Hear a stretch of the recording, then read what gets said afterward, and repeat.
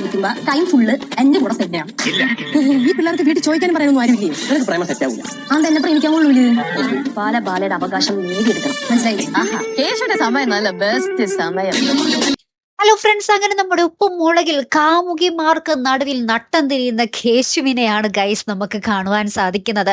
നമ്മുടെ ബാല പെട്ടിയും പ്രമാണമൊക്കെ എടുത്ത് നമ്മുടെ പാറമട വീട്ടിൽ താമസാക്കുന്നുണ്ട്. എന്നിട്ട് കേശുവിനോട് പറയുന്നുണ്ട്, നീ എന്നെ പ്രണയിക്കണം, 24 മണിക്കൂർ നീ എന്നെ പറ്റി തന്നെ ഓർത്തിരിക്കണം, ചിന്തിച്ചിരിക്കണം എന്നൊക്കെ പറയണം. അപ്പൊ കേശു പറയുന്നുണ്ട്, നീയൊന്നും സെറ്റ് ആവൂല എന്ന് പറയാണ്. അപ്പൊ ലച്ചു നമ്മുടെ ബാലയൊന്നും മൂപ്പിക്കുന്നുണ്ട്. ലച്ചു വന്നിട്ട് പറയുന്നുണ്ട്, ബാലയുടെ അവകാശങ്ങൾ ബാല പിടിച്ചു മേടിക്കണം എന്ന് പറയുക. അപ്പൊ തന്നെ നമ്മുടെ ബാല എനിക്ക് മനസ്സിലായി ചേച്ചി എന്നൊക്കെ പറഞ്ഞ് ഭയങ്കര കടുത്ത തീരുമാനമൊക്കെ എടുത്ത് നിൽക്കുവാണേ. അപ്പൊ നമ്മുടെ ഭവാനി അമ്മുമ്മ ബാലനെ പറ്റി പറയുന്നുണ്ട്, ദൈവമേ ഇതിന്റെ വീട്ടിലൊന്നും ചോദിക്കാനും പറയാനൊന്നും ആരുമില്ലേ എന്ന് ചോദിക്കുന്നുണ്ട്. ആ ഒരു സംശയം നമുക്ക് പ്രേക്ഷകർക്കും തോന്നുന്നുണ്ട് അല്ലെ.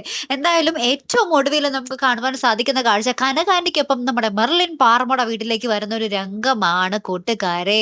അപ്പൊ ലച്ചു പറയുന്നുണ്ട്, കേശുവേ ഇന്നത്തോടെ നിന്റെ കാര്യത്തിൽ തീരുമാനമായി എന്നും പറയുന്നുണ്ട്.